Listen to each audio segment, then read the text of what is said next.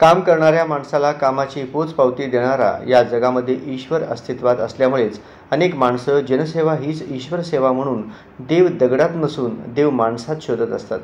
अशाच प्रकारे सोलापुरातील रणरागिणी समाजसेविका विद्याताई माने या सातत्याने सर्वसामान्य गोरगरिबांच्या अडीअडचणीला धावून जातात। सिव्हिल हॉस्पिटलमधील अनेक रुग्णांना मदतीचा हात देतात।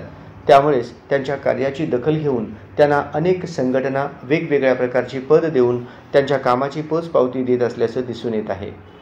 नुकतीच महाराष्ट्र औद्योगिक जनरल कामगार सुरक्षा रक्षक युनियन या संघटनेचे संस्थापक अध्यक्ष सयाजीराव पाटील यांनी महाराष्ट्र प्रदेश महिला अध्यक्षपदी रागिनी विद्याताई माने यांची निवड केली आहे। ही निवड झाल्याबद्दल कुमारदादा करजगी आणि जुनी मिल कामगार वारसदार संघटनेच्या वतीने विद्याताईंचा पुष्पगुच्छ देऊन मनपूर्वक जंगी सत्कार करण्यात आला।